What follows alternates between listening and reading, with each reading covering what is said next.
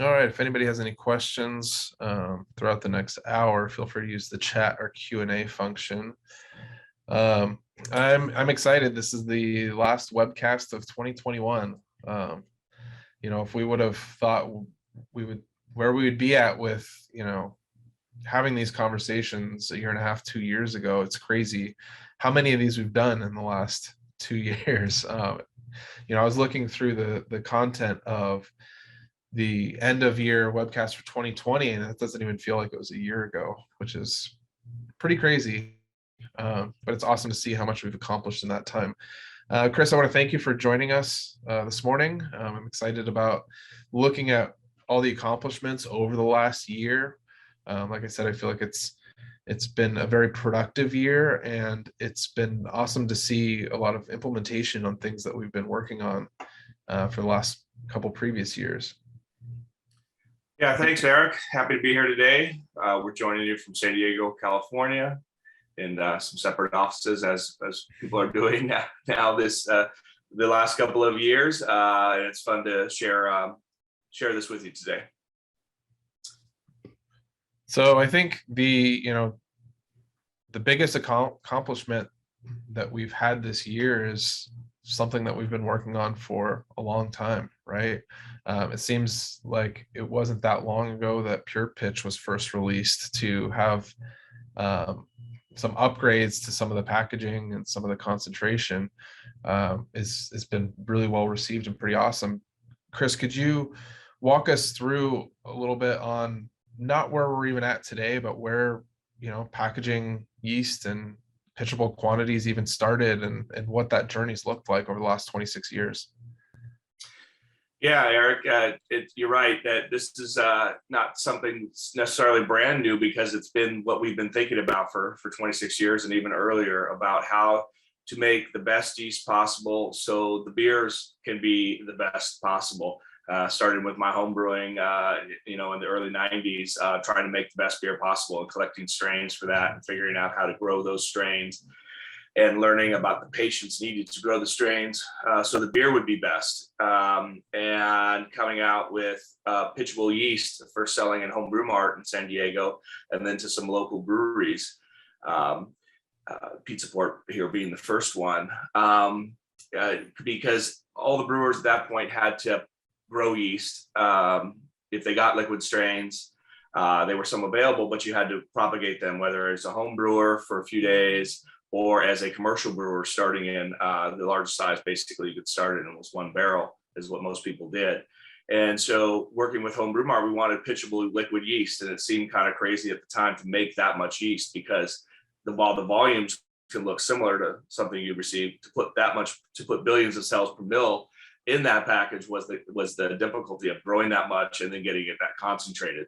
And then how were we going to deliver liquid yeast around the world seemed a little far-fetched as well, because of freshness and sensitivity to liquid yeast. So we've just been working on that the whole time. Shipping companies are great, it turns out, but also the way we have to package the yeast, starting out in plastic bottles and tubes, things like that, and getting better and better at that. And preventing leaking, keeping it cold, keeping the viability high by the time it got to home brewers and breweries, and then to other beverage people. So I just kept thinking, and we all kept thinking about how to make the yeast and then package the yeast so it would be better. And then in early 2000s, 2005, started working on PurePitch, and then really going in 2009. And PurePitch meaning, instead of growing in stainless steel, collecting the yeast, which can add oxygen, can add environmental potentials from whatever in the environment, to growing it in film, large film that we can seal the yeast right in the film it was grown in, and that was PurePitch. And then once PurePitch was out, it was like, how can we make it better? How can we make the seals better so they don't break? How can we put a cap so brewers can get at the yeast easier without scissors and handling it? And how do you get the right pitch rate that's pretty modular?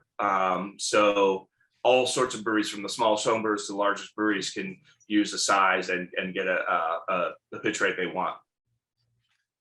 So, PurePitch being released in 2014, where does the drive come from for continually trying to improve yeast quality, yeast health, and how have brewers contributed and played a role to where we're at today with PurePitch Next Generation? That's where we're just not sitting in a box by ourselves over at White Labs in our different facilities. We're working with brewers, we're working with home brewers, we're traveling to different places, we're doing different conferences, and obviously a little bit harder the last couple of years, but still doing a lot of those things. And so really getting feedback, not just via the internet or something, but talking to people, whether that's talking to our customers or talking to our own staff about what we can do better. And that's what we've tried to do, and then learn, make really what started a couple of years ago was making these long lists of what our customers wanted, and then what our own staff wanted to make it a better process. And what kind of feedback have you seen to lead to some of the modern designs of PurePitch Next Generation? Well, we wanted to keep the basically the part of the process of PurePitch that was really good for yeast. A lot longer viability by not introducing oxygen because there's no packaging, and then and filling, and then also the reduced environmental concerns because it's already growing in the film. But listening to the strength of the package itself, the breathability, the handles, the cap, the pitching rate, and really honing in on those factors to make something people wanted, and then to continually release it with patience. So when we started in around Thanksgiving of 2020, releasing these some of these strains versus WP001 California Ale yeast, working every time a new brewery used it, we'd be right there working with them. And we did that for months before, making more announcements because we wanted to have that feedback to us. So then we knew what we really had to make sure was working great before release. And, we're still continuing to do that because even though we were basically full release of these, we're continuing to do new strains, we're still doing the PurePitch format from before. And still working on all sorts of parts and pieces of it, but and then into more of a full release in 2022, including homebrew and all of the different strains. Yeah, and the biggest takeaway and one of the most consistent feedback is increased demand for pitch rate, right? Where has that stemmed from, and is there an end in sight to it? It seems like brewers want to pitch more and more yeast. How is PurePitch Next Generation give them the ability to do that?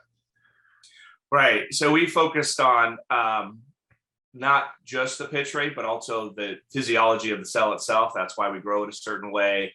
We try to make the yeast as robust as possible for fermentation, and also supplying right amount of yeast. So it probably started from us 26 years ago, flipping everything upside down by supplying pitchable yeast that hadn't been done before, and then continually adding more and more yeast to our packages, making the sizes larger,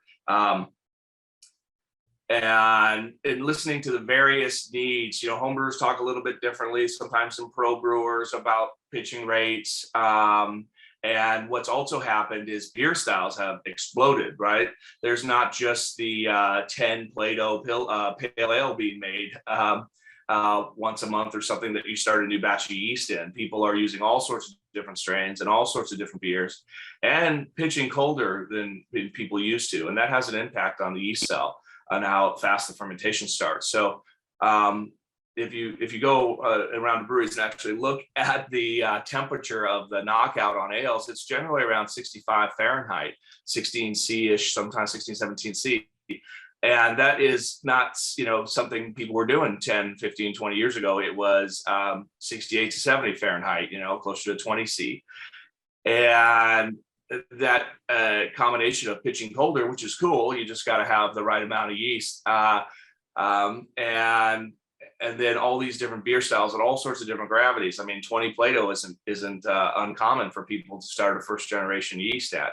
So honing in on something that could be really, again, modular and useful, and not us saying this is the exact pitching rate you want, but here's how it's delivered and here's your choices for how much yeast you want to use.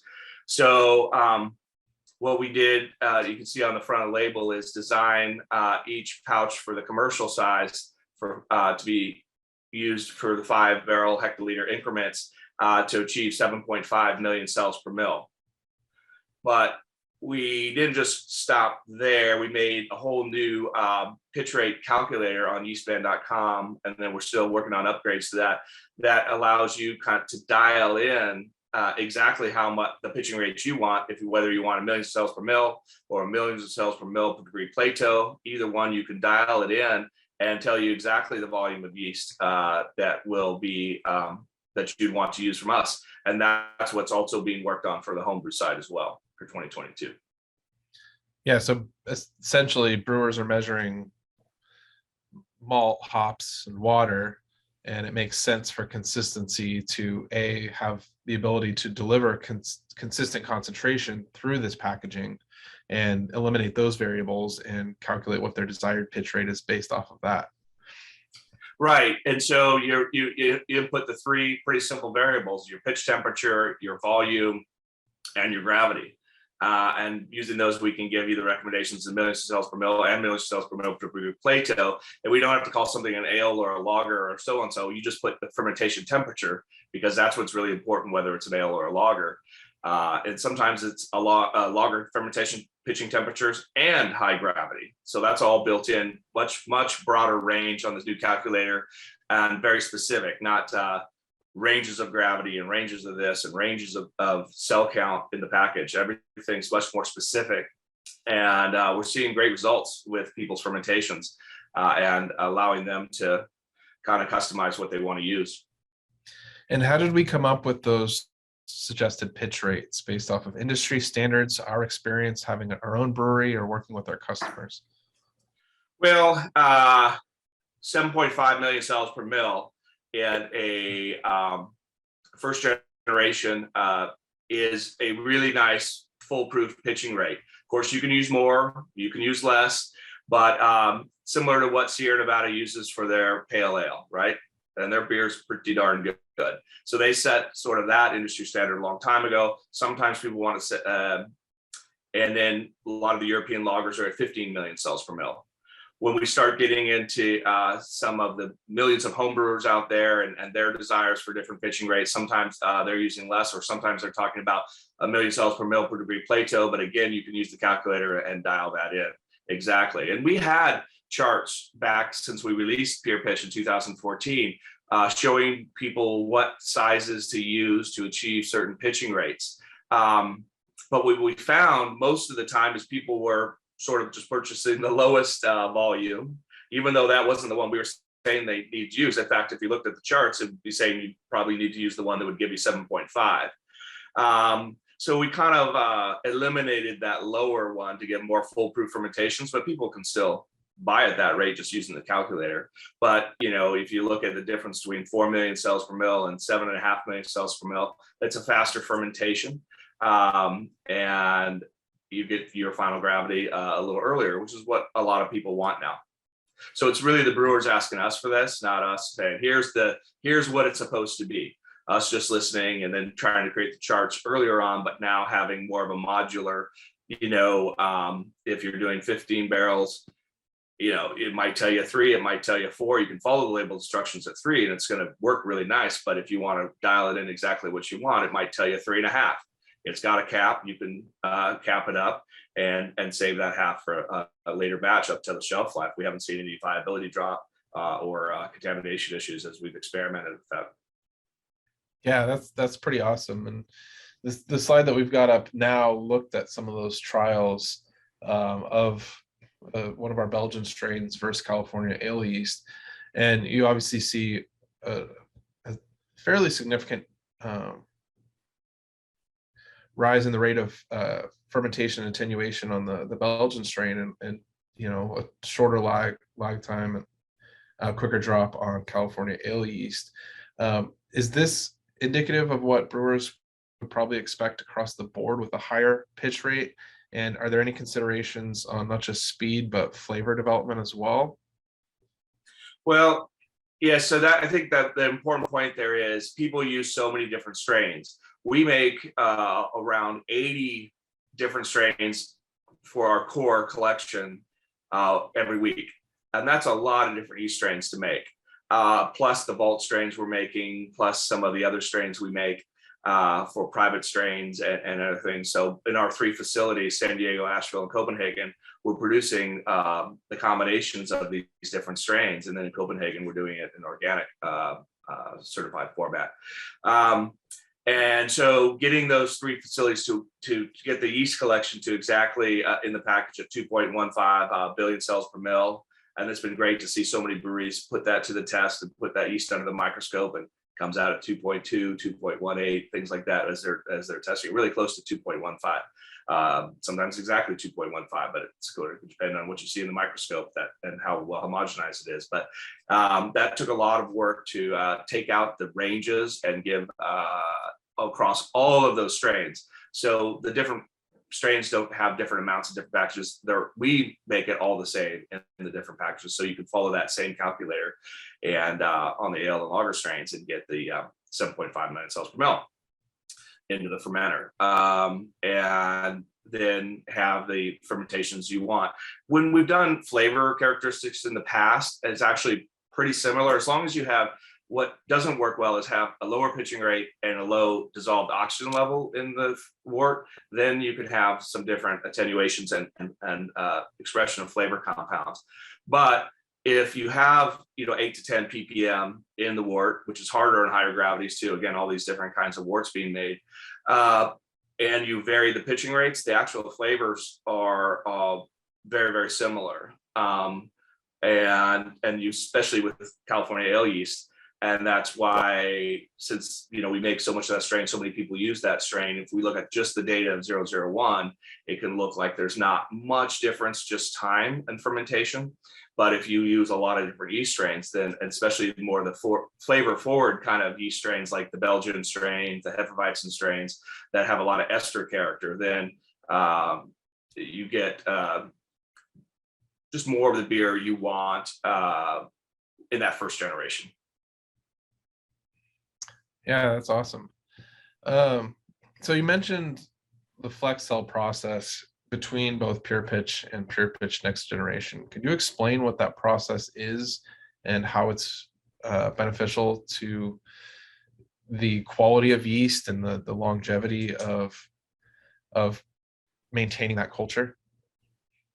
Yeah, so when we started in 95, the largest batch size we would result in would be 20 liters, and that would yield about a liter of yeast, sellable yeast. So it's always a concentrate, right? So that's why liquid yeast can look expensive, but it's actually a very small, 5% of the volume of the reactor, and it takes a lot of people and things to make it.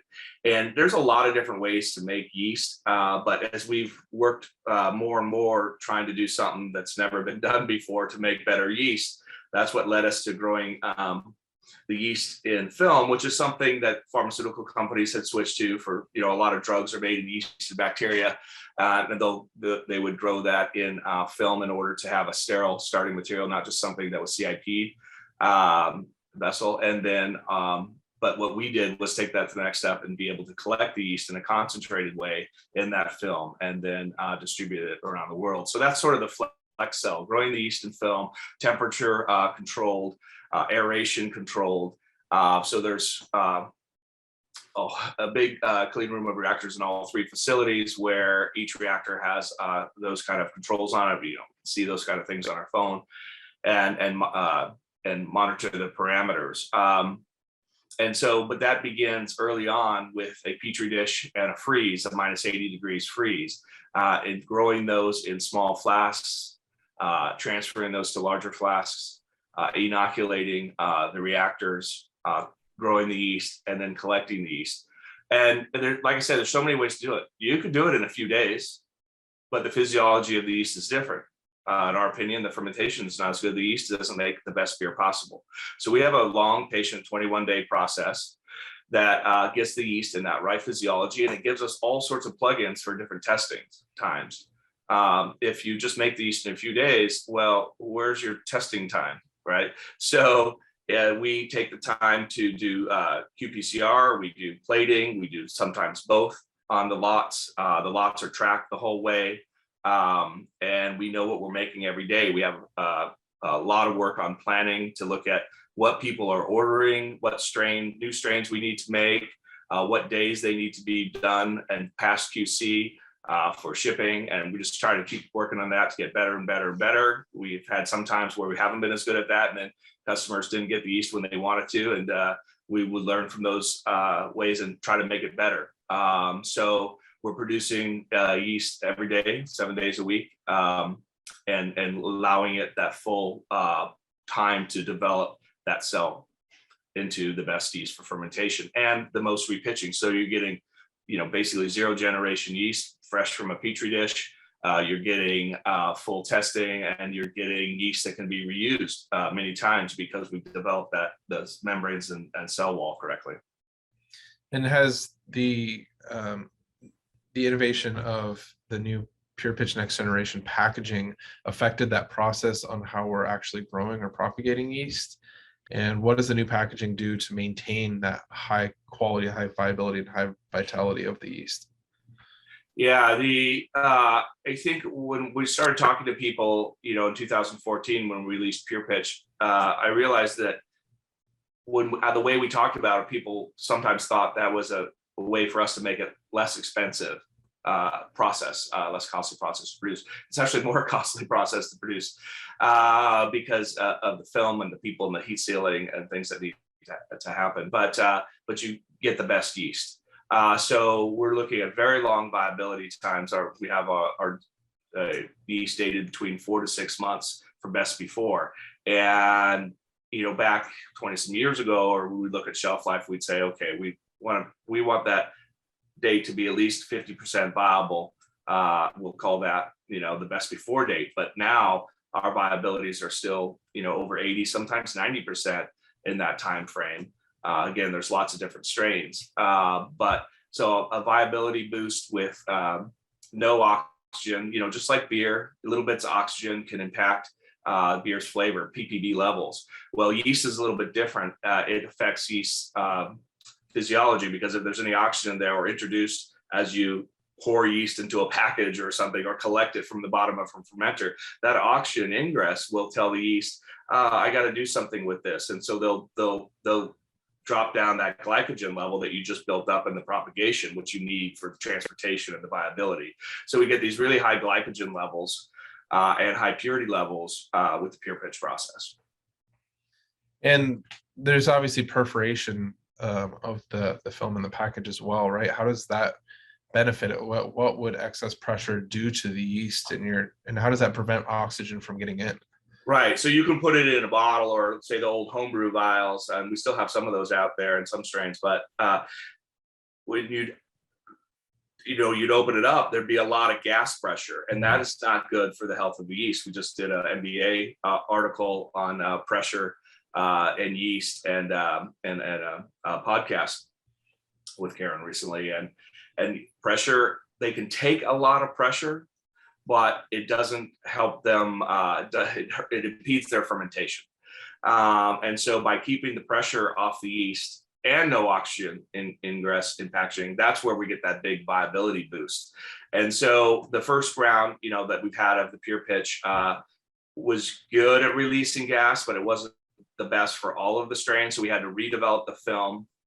All the equipment we had to create the seals sometimes would fail, and that's not something we wanted. So a chance to redesign the equipment so there is no side seal fails anytime. So there's a better gas transfer into the film itself. So we had 2 pieces of film before, the one that the yeast grew in that would release the gas, and then an outer one. Well, in the new PurePitch next generation, they're basically fused together.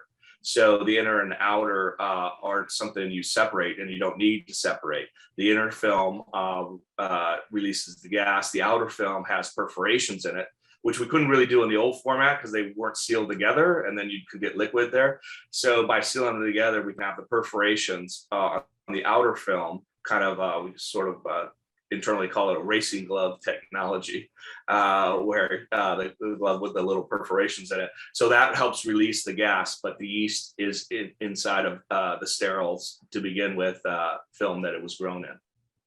And you think that's made a pretty big impact on keeping that 90-95% plus viability over longer periods of time?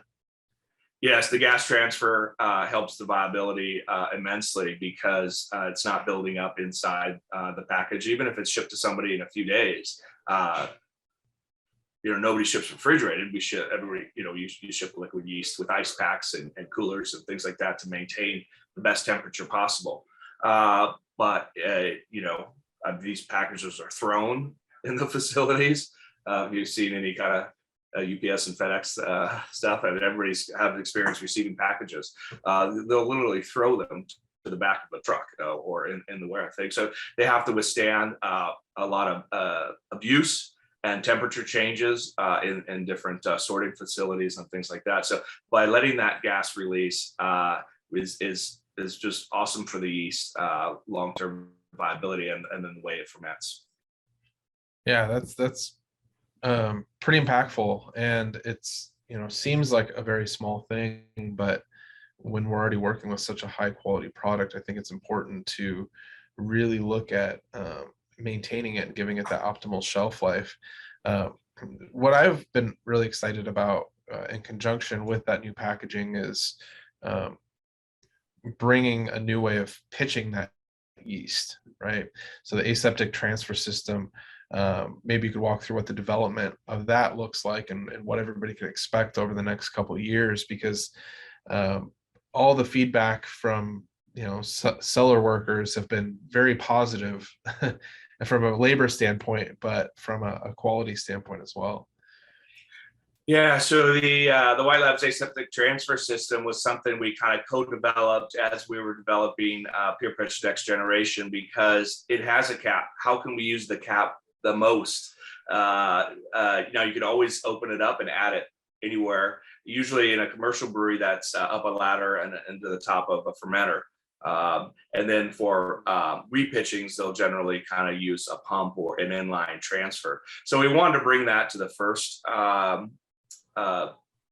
the initial pitch, which just hasn't been done before with liquid yeast. So what we did was use a peristaltic pump, which is a very common laboratory pump, very common pharmaceutical. Well, they'll have all these different peristaltic pumps feeding the fermenter with pH balance and nutrients and things like that. That's not really done in the brewing industry, because we don't want to add anything to the fermenter once we've inoculated the yeast, once we pitch the yeast, because of oxygen concerns, because of contamination concerns. Beer basically is more susceptible to some contaminants sometimes than human injectables, because of just the flavor, not from a dangerous perspective. And so we think about that as we grow the yeast as well. We have to grow it in a pharmaceutical way, but then obviously we're selling it at food and beverage prices. But yeast has to be very high quality, very, very pure, and same with how breweries operate. So by doing an aseptic transfer of the yeast, you can reduce, again, in the brewery, reduce the contamination potential, the ladder part, the opening up the fermenter. And so we as I said, we're kind of co-developing how to use these, how to inoculate it into the bottom of the fermenter and inline. So peristaltic pumps, some breweries might have experience with using them, but generally, as I said, they're not too common in the brewing industry for the reasons I mentioned. And also the size and the controller necessary on them usually brings them over $3,000 US. So just kind of doesn't make sense for a lot of breweries. So we worked on something smaller, closer to the $1,000 range, that we could get a peristaltic pump of the right size that brewers could attach the cap, add in the wort inline, and then just change out, as many as you want. That's the whole idea of making that increment very modular. So we've done, personally, sometimes it'll be a couple of pouches, but sometimes it'll be 20, 30, 40 pouches, and you can do that in 30 minutes. to inoculate a larger fermenter, 60 barrel, 120 barrel, things like that. So just bringing that, aseptic transfer into that first generation was using these PurePitch next generations has been the goal. And now we've released that aseptic transfer pump. And what size breweries would see benefit from that, right? Obviously, you mentioned if you're using dozens of packages, that can be pretty cumbersome. But is it good for the small brewer as well as the good brewer? And when should they be pitching inline, like right at the beginning of knocking out, or maybe when the fermenter is 50% full? Yeah. So again, you don't need the aseptic transfer pump. It's got these handles. You can take a whole bunch of them up with you on a ladder. But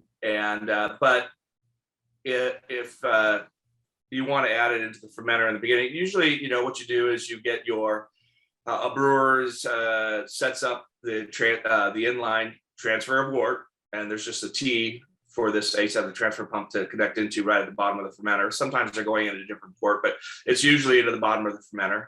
We've got a stand that holds the pump there, and sometimes people just use their own cart or something. But once you get the wort flowing and get the right temperature, you just open the valve and start doing the yeast transfer. And you can keep the valve open at the T because of the pressure created from the peristaltic pump.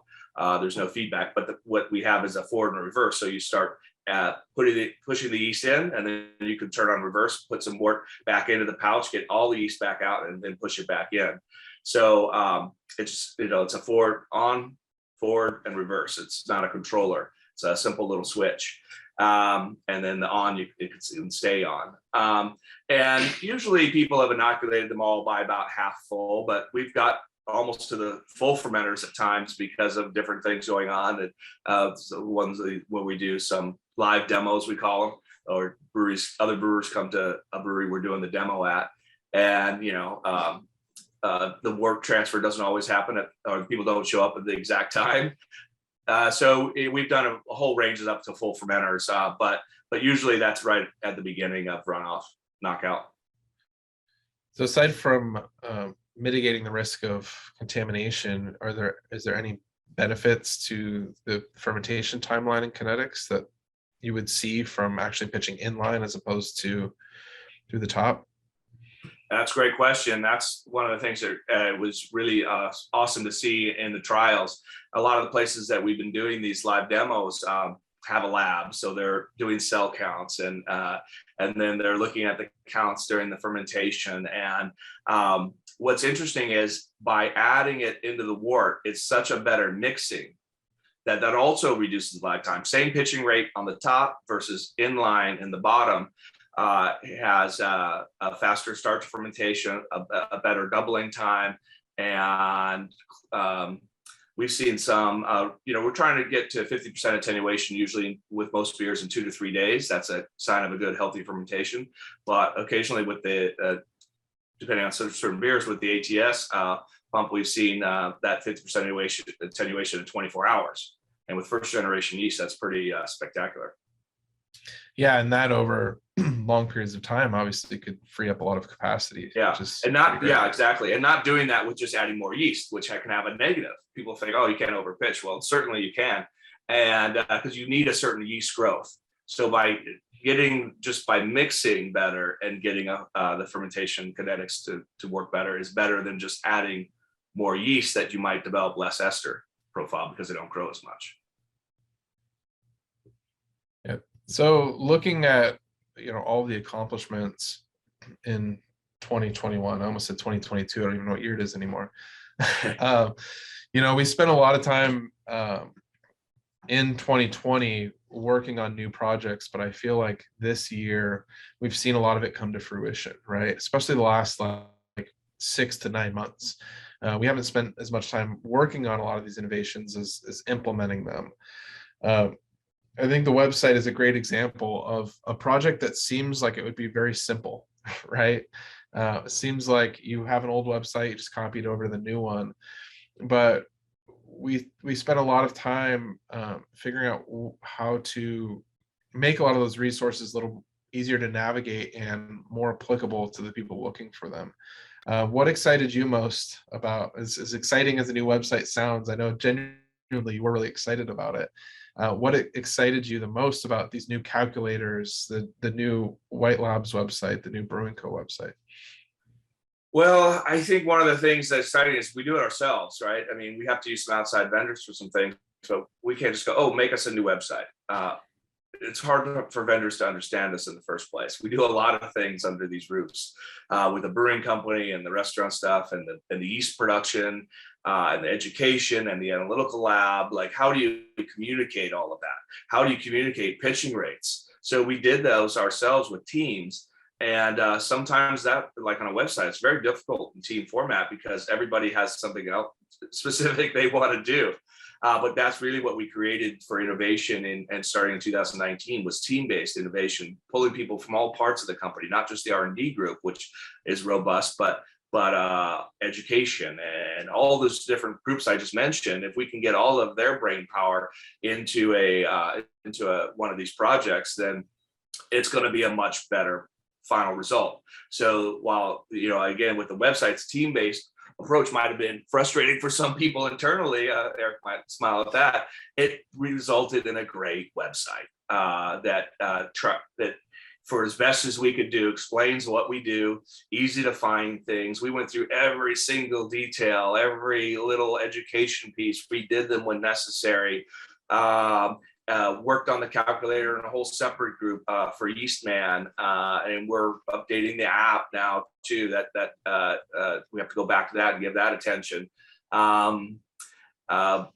So we on purpose left the yeast ordering part on yeastman.com, so whitelabs.com doesn't get muddled down too much in the ordering details, which is complicated for us because it's not just ordering inventory. That's easy. How many shoes do you have on the shelf, right? That's an easy ordering website. But for us, it's how much yeast we're making. All of that planning stuff feeding into the website so people know stores and breweries and distilleries and so on know when they're going to get the liquid yeast we just are producing for them.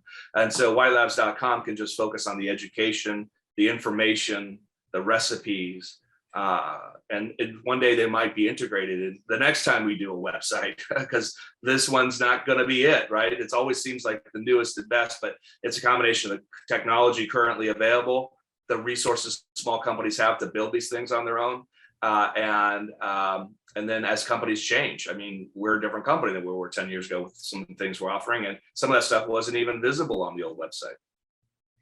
Yeah, I think the relevancy of the information on there today is very accessible and applicable to fermentation enthusiasts, whether professional or hobbyists. And I'm really excited to see what the plan for next year that's been rolled out and how that's all further connected. And there's a lot that we're doing here at White Labs that might not always be accessible through a blog or through a webcast. So I'm excited to see the leverage of some of those resources on that website and some of those tools to share that information that we're so excited about. Another one of those cool group projects that I think is often overlooked is some of the opportunities that the Analytical Services and that lab and that team has specifically done. From a big picture standpoint, I mean, what even prompted White Labs to offer these services and to form a whole different department performing this testing services? Well, I that kind of started also as White Labs started 26, almost 27 years ago, in that I wanted to do teaching. I wanted to do a chemistry lab. I wanted to do a brewery, all of those things that have started coming under our portfolio now. And so we have the education group, we have the brewery, we have the analytical lab, because I didn't want to just produce yeast. I want to be able to people to see the quality of their beer, microbiology, some of the analytics of alcohol level really measured, for example, versus calculated. IBUs really measured instead of calculated. And more people are interested in those things. In 1995, I didn't get a lot of people paying for that, because it can be kind of expensive because people have to do those tests. But now there is more interest because, I mean, the industry is so much bigger. There's regulatory things that sometimes people need for export, or if they're trying to make gluten reduced beer, maybe in certain situations they need to know what that gluten measured level is. And so it's sort of just grown as its own little independent entity at White Labs, where we have customers that might be on kombucha or different distilleries, different things that might not even be a yeast customer, but they use the analytical services. So communicating that on that website, was tricky, but also how we talk to those different customers, because if we always talk about yeast to those customers, but yet they're only using the analytical services, then it can be a little bit confusing. And that's just been the fun of the things we've tried to develop and work on. So we have one of the largest, independent beer and beverage testing laboratories now in the United States. Yeah, we made some other program changes, such as the big QC day as well, right? Offering single quarterly or even monthly subscriptions, as opposed to waiting for that 1 time a year, 4 times a year for that testing to be offered. Yeah, the original idea of Big QC Day was to try to get as many samples sent into White Labs as possible, and then being able to offer a testing at a reduced price for the customer, because we could do it more altogether. We never really did a lot of math to that to know if it was good for us or not, but the price to the breweries was great, and that sometimes was the only time people, especially earlier, would do testing. And then there's a lot of data about, confidentially, of course, about the brewery's name, but what is going on in the industry. And so we've continued to do it. As you say, now we have a more year-long availability for that, because there's more breweries. They can't all those samples can't show up at once anymore. There is no slow month of the year anymore. We started in February back in the day, because February was a slow month for us, and kind of made a play on Valentine's Day and you love your beer. Well, February is no longer a slow month. There is no slow months anymore, except maybe Christmas week. That's about it. And people are still brewing Christmas week, so we can't close then either, but it's still a little bit slower. So we've just tried to make it more available for people, but keeping that inexpensive price for small breweries to be able to do a full range of testing on their beers. Yeah, I remember any time that week or two leading up to the quarterly Big QC Day, that the lab was just hand truck after hand truck of samples coming through, and everybody looked a little fried a little bit, waiting to just see sample after sample coming into the lab. Yeah. So it helps them out. But I always quite enjoyed seeing everything come through all at once. But you've all of us, I guess, have been fortunate enough to travel a little bit more this last year. I know you had a pretty impactful trip to Copenhagen for the first time in, what was it, 1.5 years, 2 years at that point? Yeah, I hadn't been there in 2 years because of the outbreak of COVID. So. Yeah, what have the updates been in that last couple of years for Copenhagen? What developments have they been making, and how has the pandemic impacted them? It's been really interesting. It's been nice for us to have the lab in Copenhagen, and it's a nice for us window into the EU and the rest of Europe, because we're able to produce yeast for Europe there. And it's never happened where I haven't seen the people and things for 2 years. So to go back and to see them growing so much, because Europe as we got their brewing back going, and a lot of people using liquid yeast, people that we helped, in things, different ways during the pandemic, which is of course still going on, but at least a lot of business has been revived. And to see all the new faces, there's new students there. We've got a lot of new employees, plus all the ones that have stuck with us there. And the facility changes, it's just not something that's happened to me where I come back and like, the whole thing's different, better. So much energy, so much innovation going on over there, because, compared to the United States, Denmark, and a lot of places in Europe have a lot smaller companies, smaller bakeries, smaller meat producers, smaller this. So we're using our yeast and some of the materials to produce the yeast in a variety of ways in Copenhagen that might lead to some cool future stuff for White Labs and customers in the United States. And they are strictly producing organic yeast as of the last couple of years. Yes, the difference is the availability of organic malt in Europe is a lot better. And while it's still more expensive, the availability in the United States tends to be a little more varied. You don't kind of always get the exact malt you want, especially if it's either especially if it's in the extract form. But and the interest level. There's a big interest level in organic beers in Europe and Sweden and particularly, but other parts of Europe, where if you look at the popularity of organic beers in the United States, it's pretty flat, not something that I think in the United States, people are already kind of like, man, this is pretty organic, right? This is malted barley, hops, water, and yeast.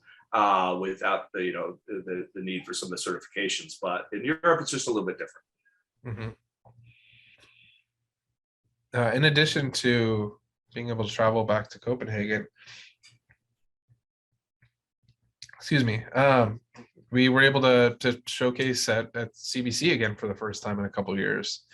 I thought that was one of the best trips that I took this year. Strictly to see the relief of everybody engaging with each other again.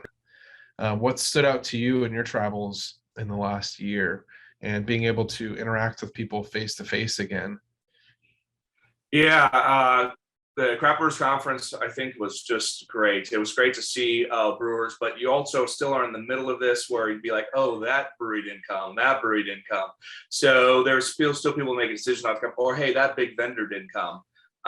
So it's getting back, but it was also filled with some caution by different folks, and that's just going to be natural as maybe other new waves of variants come. But so getting together, talking about beer, seeing some new breweries. There's still people planning new breweries. There's breweries that opened up in the middle of this pandemic or right before it. They're just like, okay, I want to sell beer now. So really, it was an unusual CBC, but it was also very similar. I'm looking forward to some of the homebrew events getting going again in 2022. And some of the other travel, we were able to just go to Mexico last week actually and do the first live demo outside of the United States with the aseptic transfer pump. Have some different breweries from around the Colima area come in and just enjoy the hospitality and the friendships of brewers everywhere. And we're gonna doing a little bit more now in Canada. We got the ability to get there too, so it's exciting. And while it was very different, not to spend a lot of time travel planning in 2020, we're starting to get that back to that in 2021, and I'm sure hopefully more regular in 2022. Yeah, it'll be pretty great to see everybody in the next year. We did those first in-person classes, Eric, in Asheville and San Diego in a long time, and just to see people in our classrooms. We started the UC San Diego class again. That's a 9-week course, and there's just nothing like in-person education and interactions.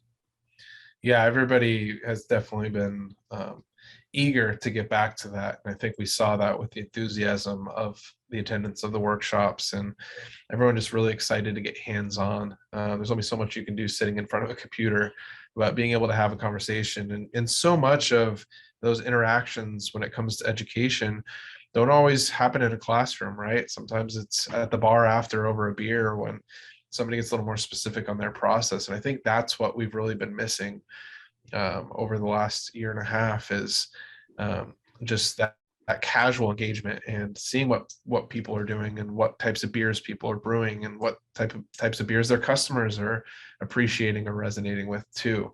We've all been so isolated up until this last 6 to 9 months. Yeah, and as you know, we do our own internal, we call it Innovation Summit, where we have our own staff submit proposals. We all get together. So we've been doing that since 2003, and a lot of great ideas have come out of it. But there's been a sort of funny request recently where they said, well, okay, for the next Innovation Summit, could we just not do the classroom and we'll just start in the bar at like 3 o'clock after people do things during the day. And so we'll just do the bar part. That's where so much innovation comes from. So I think that's pretty funny. Yeah. It's a little self-indulgent, but yeah, I think there's some truth to it. I'm really excited about some of the changes we're making to our yeast availability and catalog, most particularly 860 Munich Helles lager yeast. I've probably personally heard dozens of requests for this strain to become year-round every year since I've been working with you. There was a most recently in San Diego at the bar, a home brewer coming in and saying, I stock up every time I can get it and try to keep it going throughout the full year. And I just remember walking away from that just to the point where I said, all right, you know what, we've advocated for this, like let's make this happen, right? So I'm pretty excited to see some of the changes and curious to what you're most excited about in the catalog, whether it's something we've announced, something that's yet to come, or just making some of these strains more accessible. Yes, there's so much more to come that we can't even get to in this this session, but that's the great thing about innovation and R&D pipeline, right? Continue to work on stuff. There's a bunch of PurePitch next generation things we'll keep adding to that part, to new yeast strains we want to come out with, new blends, better accessibility through the vault, which we always work on making easier, and still got a lot of work to do there because core is pretty simple. We make it year round. But not everything can be core. So, because there's only so much space, reactor space here in San Diego to grow them in, lab space, and then the big reactors. So, which are actually not that big, but we have so many of them because we have so many strains. And continuing to listen to brewers and what they want, adding certain things to core, adding certain strains. There's going to be beer styles in early 2022 that are going to come out of nowhere that we don't even know of yet. It's just homebrewers and commercial brewers tinkering around somewhere. And so there's always those new styles for us to be looking at and saying, is there certain yeast strains that need to be produced to match for that? So that's something we are always listening for as well. And so feedback to us is critical. We listen. Yeah, and I think, being able to be in person again, having a beer with somebody is popping into a brewery is a great way of keeping a hand on the pulse for what those next innovations are and sharing what we're so excited about as well. Is there anything specific to White Labs San Diego, White Labs Asheville, White Labs Copenhagen that you wanted to give a shout out before we wrapped up that they can look forward to in the next coming year? Well, I can say the staff at all three facilities are working real hard to make great yeast every day, and then maybe the non-yeast jobs too, like education or analytical lab. We got a lot of passion here, and